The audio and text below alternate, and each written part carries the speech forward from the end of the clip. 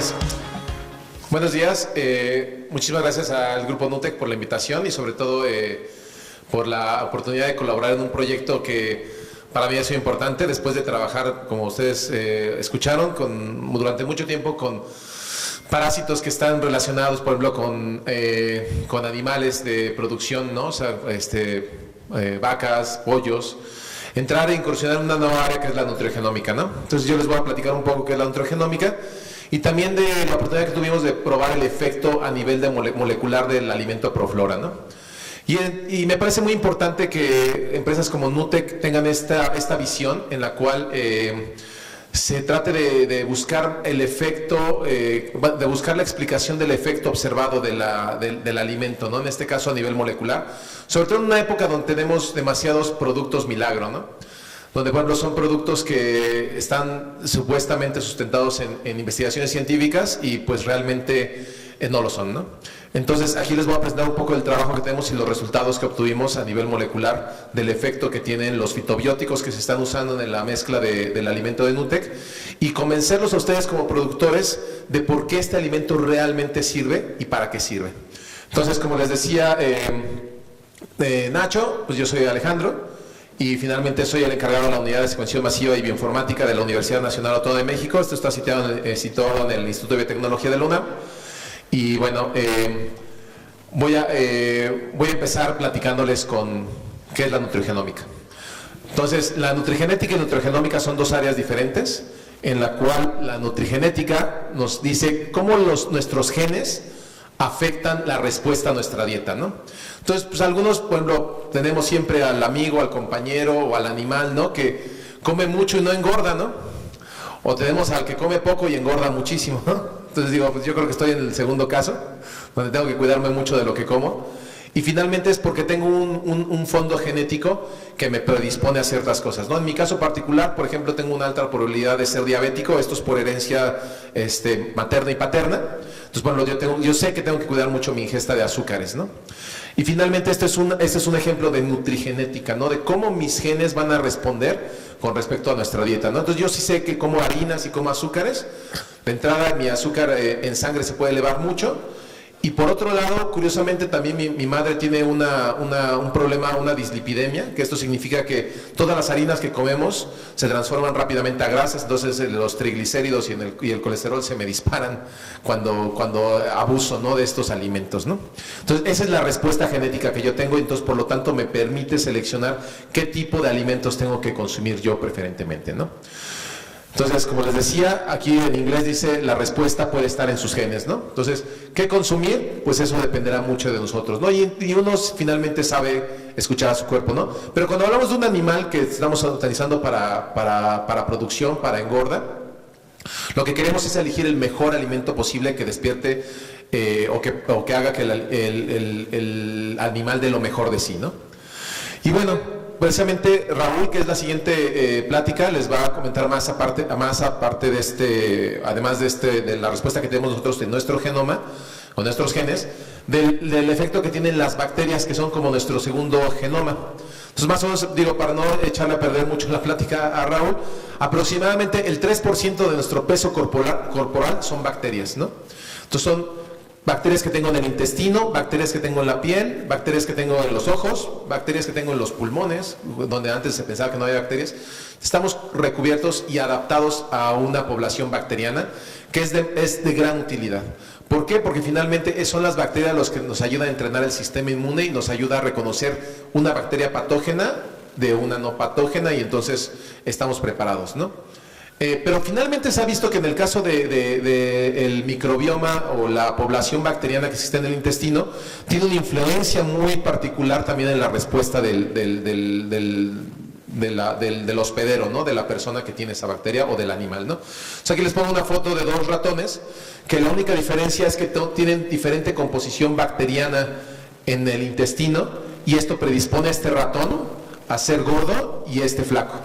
Lo más interesante de este experimento, en resumen, es que agarran y aíslan bacterias del excremento del ratón flaco y se lo trasplantan al gordo, y luego viceversa, y entonces ahora el flaco se vuelve gordo y el gordo se vuelve flaco.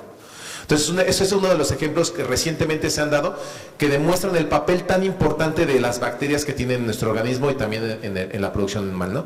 Y es un poco lo que puede estar pasando en los animales de engorda también, ¿no? Ahora, la nutrigenómica es más bien otra pregunta, es cómo los componentes de nuestra dieta influyen en la expresión de nuestros genes.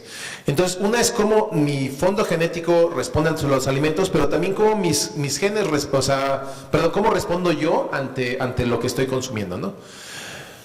Y finalmente, esto lo podemos hacer con las tecnologías de nueva secuenciación. Esta es una representación gráfica, no pongan mucha atención, es una caricatura de cómo yo puedo monitorear cuáles son los genes que se están prendiendo y apagando, donde los genes en rojo son genes que se apagan, donde los genes en verde son genes que se prenden. Y esto simplemente es un perfil que ejemplifica cuáles son los genes que se prenden y apagan en una condición similar, que es un poco lo que vamos a hablar en el caso de Proflora, sobre los pollos de engorda, ¿no? Entonces, más bien un poquito de antecedentes biológicos. Yo sé que muchos de ustedes a lo mejor ya no se acuerdan de su clase de biología, pero pues vamos a hacer un rápido repaso, donde tenemos que en una célula existe un organelo que se le llama núcleo. Dentro de ese organelo existe los cromosomas, que precisamente muchos de ustedes han escuchado, y los cromosomas no son otra cosa que un empacamiento de esta molécula que es DNA, o ADN, ¿no? En español, ¿no? Entonces todos ustedes posiblemente ya están familiarizados, pero me gustaría ponerlos en el contexto para que más o menos sepan de dónde estamos extrayendo la información. Entonces, el DNA, imaginen que es como el disco duro de una computadora. Entonces, contiene toda la información necesaria que describe un organismo. Y entonces, de esta información yo tengo que extraer ciertos archivos de vez en cuando, ¿no? Y esto lo hago por medio de la molécula de RNA. Entonces, si esto es el disco duro, esto sería como un archivo en particular que me interesa, que busco en ese genoma, ¿no? Y entonces es una molécula distinta, a diferencia del DNA o del ADN, que es de doble cadena. El RNA es de cadena sencilla, y esta es la molécula sobre la que vamos a trabajar para hacer los análisis de transcriptómica o expresión genética en los organismos, en este caso en el pollo. Y bueno, finalmente esta RNA se traduce a una cosa que es proteína, a otra molécula que es proteína, y pues ustedes ya más o menos tienen aquí un contexto más práctico de lo que son las proteínas, ¿no? Entonces, las proteínas son moléculas que prácticamente tienen las funciones y hacen también la estructura de la mayoría de las cosas que vemos o que nos comemos. Y pues finalmente tenemos una asociación muy grande de lo que es la proteína con proteína animal o proteína vegetal, pero es en el rubro de la alimentación, ¿no? Pero las proteínas están en todos lados, ¿no? La insulina, por ejemplo, que es la encargada de transportar el azúcar de la sangre hacia dentro de las células, es una proteína, ¿no? La piel está hecha de queratina, y las uñas, el pelo, también es una proteína. Y hay otras enzimas, hay otras proteínas que tienen actividades que rigen todos los sistemas biológicos, ¿no?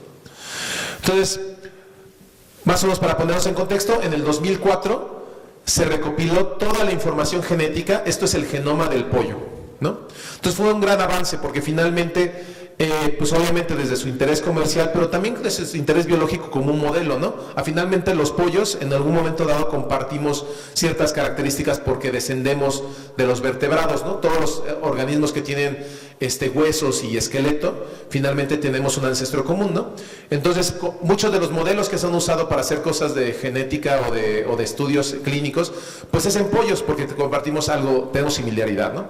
Entonces, desde el 2004 tenemos esta información, pero realmente ha sido o no se ha explotado todo lo que se puede, al igual que con otros genomas, como incluyendo el del humano, ¿no? Y bueno, afortunadamente, o de manera reciente, desde el año 2000 se han desarrollado también tecnologías para secuenciar estas moléculas de DNA o para saber la información o descifrar la información de las moléculas de DNA de los organismos, de cualquier organismo, de una manera fácil, rápida y barata. Y barato lo digo relativo. Si ponemos en contexto que el genoma humano tuvo un costo de $1 billón, esto es $1,000 millones, y duró 10 años, ahora este ejercicio que hicimos durante 10 años lo podemos repetir por menos de $1,000 en una semana. Entonces, esto es para ponerlos en contexto después de casi un poco menos de 20 años, el avance tecnológico que ha habido y finalmente el costo que ha abaratado. Entonces, cualquiera de ustedes podría secuenciar toda su información genética por $1,000, lo cual me parece un precio que no es dinero que traigo aquí cargando en la bolsa del pantalón, pero sí es dinero que podría tener acceso, más que por ejemplo $1 billón, ¿no? Entonces finalmente les quiero pasar un poquito de estas tecnologías. Por ejemplo, esta es la tecnología de Illumina, que es con la que trabajamos ¿cómo se llama? En el instituto. Les voy a poner un pequeño video, no hace falta el audio, pero entonces este video nada más para que les ejemplifique cómo funciona el proceso de secuenciación de DNA. Entonces lo que hacemos es, les decía, vamos a tomar células de un organismo y de estas células vamos a extraer las moléculas de DNA. Entonces, este es un aparato que ya es viejo, pero este fue el primer aparato que tuvimos aquí en México de esta compañía y por lo tanto fue el UNAM y fuimos los primeros o los pioneros en hacer este tipo de estudios genómicos aquí en el país. Entonces, lo que funciona es, tiene 3 pasos en los cuales necesito primero extraer mi DNA, que es una molécula pues muy grande, y entonces es una caricatura. Lo primero que tengo que hacer es cortarla en pequeños fragmentos. Esto se hace por un efecto físico que es ultrasonicación. Y luego le voy a colocar otras secuencias conocidas o otra molécula que yo conozco y yo puedo manejar. Se llaman adaptadores. Estos adaptadores me van a servir para distinguir cada fragmento, pero también para ponerlos en una placa sólida. Esto, más o menos para que tengan una idea, esta es una representación de la placa y es un claro ejemplo de lo que ustedes pueden escuchar como nanotecnología y aplicada a la biología, ¿no? Entonces yo tengo un montón de estos adaptadores que son complementarios a los que pongo en cada fragmento. Yo voy a poner aquí los fragmentos pegados a mi lámina para que yo los pueda leer. Entonces ahí los voy poniendo y luego lo que necesito es multiplicarlos cada uno para amplificar la señal. Entonces ahí los estoy multiplicando y finalmente esto pues lo que va a hacer es que me deja una laminilla a la cual yo le voy a tomar fotos con un microscopio muy potente y una cámara de alta resolución. Y cada uno de estas ramilletes de DNA se va a convertir en un puntito en una superficie, el cual va a brillar de un color dependiendo de qué nucleótido se incorpora. Esta molécula de DNA, olvidé decirles que está formado por 4 bloques básicos, 4 ladrillos básicos, que son representados por las letras A, T, G, C. Entonces, como pueden ver, ahí se añade una T, va a brillar rojo mi puntito, yo le voy a tomar una foto y sé que cada puntito que brilla en rojo se incorporó esta letra. En cada puntito que brilla en verde se incorporó otra letra diferente, que en este caso es una G. En este otro punto donde se va a incorporar una C, se va a brillar de amarillo. Y todo esto y finalmente cuando se incorpora otra letra, que en este caso va a ser la A, brilla de color azul. Y son 4 colores que yo distingo por filtros y son fotos que voy tomando en una superficie. Entonces, después de integrar todas estas fotografías, yo lo que hago es saber por los colores cuál fue la base que se fue integrando. Y esta es la manera en que podemos secuenciar o determinar la información que hay contenida en el ADN, ¿no? Y como les había mencionado, pues es una tecnología que se ha adaptado mucho y que ya puede estar al acceso de la población, no de toda necesariamente, pero por lo menos, por ejemplo, para este tipo de proyectos y para el agricultor, es muy útil porque, por ejemplo, otra utilidad que tiene aparte de los estudios que estamos haciendo es la genotipificación, que posiblemente algunos de ustedes han escuchado hablar, ¿no? Donde yo ya sé cuáles son los genes que tiene mi vaca o mi pollo y que están asociados con características como de mayor peso, menores enfermedades, etcétera, ¿no? Entonces, es como una especie de pedigrí molecular lo que tienen ustedes con estas moléculas. Entonces, vamos a ver, este es el aparato que tenemos, es el aparato nuevo, donde hacemos la mayoría de los trabajos nosotros. Y nada más les quiero presentar un poquito de la tecnología más reciente, que lo podemos hacer lo mismo, pero de una manera mucho más veloz. Entonces, esta tecnología se llama nanoporo, es desarrollada por unos ingleses, y lo impresionante es la miniaturización que se ha logrado, ¿no? Entonces, la tecnología, de manera muy básica, ustedes lo van a ver, pasa por un poro que está hecho de proteína. Esta es otra proteína, de hecho. Entonces, básicamente es un canal que podemos poner en una membrana, ¿no? Entonces, básicamente es un hoyo controlado por una proteína. Entonces, esa proteína lo que tiene es que sensa un cambio de voltaje cuando yo paso una molécula por aquí adentro, que puede ser cualquier molécula, puede ser DNA, puede ser RNA, puede ser proteína. Y entonces aquí, como se puede ver, se puede poner una membrana y a la membrana yo le puedo medir la corriente eléctrica. Entonces, esto es voltaje, lo que va a pasar por aquí. Conforme vaya pasando cualquier molécula, este cambio de voltaje es algo que puedo medir. Si lo piensan de una manera muy simplista, pues con cualquier electrodo, que puede ser desde el que yo uso para medir el voltaje de una batería de coche, pero simplemente un poquito más chiquito y sofisticado para poderlo poner en una membrana, ¿no? Entonces ahí ven que pasa una molécula pequeña, hay un cambio de voltaje aquí. Si yo paso una molécula un poco más grande, el cambio de voltaje es diferente, y entonces yo voy sacando un registro eléctrico que yo voy a poder después traducir a, ¿cómo se llama?, a una secuencia de DNA, que es lo que estoy determinando. Entonces, esto es lo que les pasa aquí. Las mismas letras que les presentaba, que estaba leyendo en la tecnología anterior, pero ahora lo voy a hacer con una sola molécula de DNA. Entonces, esto lo hace tan rápido que realmente el problema es que no lee de una en una letra, sino que lee como de 5 en 5, entonces es donde se atora la máquina, ¿no? Pero digo, esto de manera de cultura general es muy interesante porque eso es la que ya a lo que nos estamos aproximando, ¿no? Entonces, más para que se den una idea, esta es la manera en que pues, pasa la molécula de una velocidad impresionante, y yo puedo registrar la secuenciación en cuestión de minutos u horas, ¿no? Y entonces, nada más para platicarles un poco de la utilidad de esto, es un aparato que puedo llevar prácticamente en el bolsillo, y que finalmente se usó, por ejemplo, ahora que estuvo esta epidemia de ébola en África. Pues no puedes montar un laboratorio de biología molecular en África, ¿no?, en medio de la selva, pero sí se pudieron llevar algunos de estos secuenciadores que ahorita les van a aparecer aquí, y que pueden tomar la muestra ahí en el lugar. Incluso esto se puede aplicar, por ejemplo, en la industria, por ejemplo, de los animales, donde ustedes, bueno, obviamente eso sería en un futuro, yo calculo unos 10 años tal vez, donde ya no va a ser tan raro que un productor tenga esta tecnología y pueda monitorear desde los rasgos genéticos de su animal hasta la presencia de patógenos en el animal en una cuestión de horas, ¿no? Entonces, en vez de tener que pedir los servicios de un laboratorio clínico, ustedes lo van a poder hacer en su casa. Este es un prototipo que no se ha desarrollado completamente, donde tienen millones de esos poros, pero este es el que sí existe. Este secuenciador es del tamaño de un salero, no es más grande que un salero, y se puede conectar a su computadora y pueden hacer los análisis en su computadora, ¿no? Pero más impresionante aún es que el desarrollo tecnológico ha llegado a un punto donde ahora estos secuenciadores lo están desarrollando para que ustedes los puedan conectar en su celular.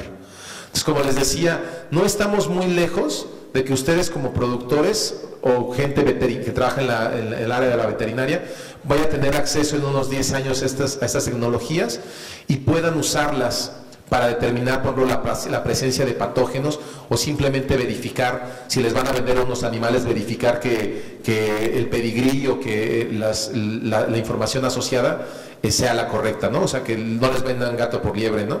Que si es una vaca que está genéticamente seleccionada para producir grandes cantidades de leche o carne o pollos que resisten ciertas enfermedades, ustedes lo puedan corroborar, ¿no? Y ahora sí, les voy a platicar del ensayo que se hizo de nutrigenómica en pollos en conjunto con la universidad y la empresa Nutec. Entonces, más o menos el diseño experimental es muy sencillo, donde yo tengo un grupo de pollos, los cuales vamos a alimentar con alimento base, y otro grupo de pollos que vamos a alimentar con Proflora, ¿no?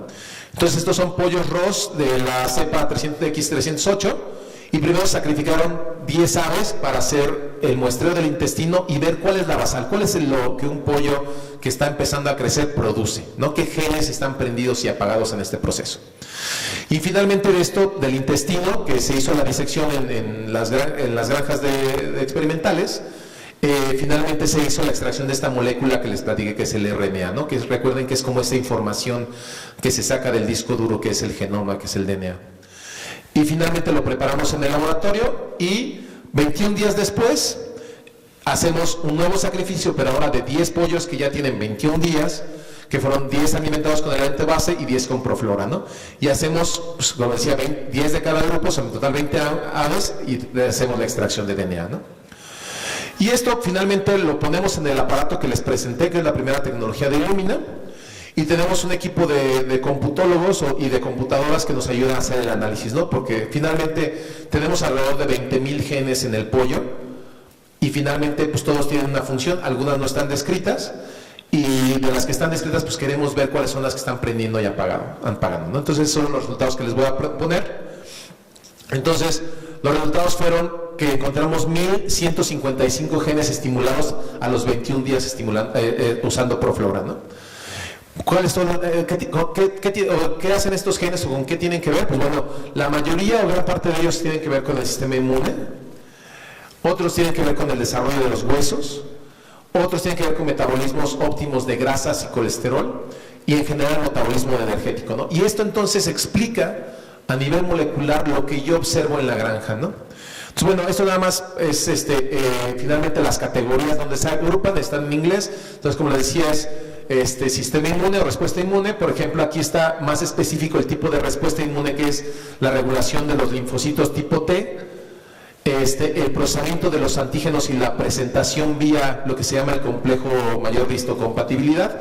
Esto en inmunología es que todos los bichos que entran al organismo se rompen, se matan, y entonces lo que hago es que me quedo con cachitos de esos microbios y hay células especializadas que los exponen y se los enseñan a las células del sistema inmune, a los linfocitos. Dicen, mira, esto así se ve un bicho. Entonces se seleccionan esas células del sistema inmune que tienen anticuerpos, y entonces eso nos da la memoria. Entonces finalmente esto aquí vemos que sí, que el alimento Proflora está estimulando esta memoria incluso inmune, ¿no?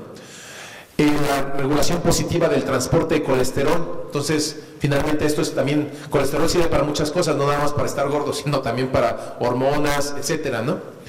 La regulación de la citotoxicidad o de los linfocitos T vuelve a aparecer, no es otra vía de linfocitos T, ¿no? Regulación de la ceramida. Yo no sé, esto son cosas que luego espero que Nute comparta conmigo, pero en teoría esto me estaría hablando de que hay un mayor procesamiento de este compuesto que está en la cera. Esta es una cera que se produce sobre las plumas de las aves, y esto también puede ayudar porque finalmente es una protección extra para el pollo, ¿no? Y finalmente el desarrollo de condrocitos. Los condrocitos son las células que forman los huesos. Y entonces finalmente aquí está como dice, la morfogénesis de los huesos. Es una cosa que vemos activada cuando solamente adicionamos Proflora, ¿no? Esto no está presente en el alimento base. Ahora, si nosotros vamos ya a los números, que son los pesos, ¿no? Esto es lo que les interesa a la mayoría de los productores, ¿no? O sea, ¿cuánto estoy ganando, ¿no? De peso, ¿no? O sea, este alimento hace, además de lo que se dice, que es un estimulante, un inmunoprotector, también nos está ayudando en la ganancia de peso y en los factores de conversión, ¿no? O sea, en la asimilación. Entonces, igual tomando 15 pollos con el tratamiento 1, que en este caso es el alimento base, y 15 con Proflora, los pesos o la diferencial del peso al día 21 es esta. Entonces, por ejemplo, la media de los pesos que tiene, la media del peso de los, con el alimento base de los pollos es como alrededor de 866 gramos, mientras que la media aquí es cercana al kilo después de 21 días.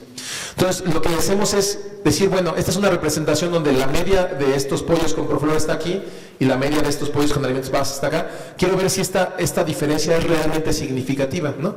O sea, básicamente es contestar qué tanto es tantito, ¿no? O sea, realmente qué tanto es este incremento.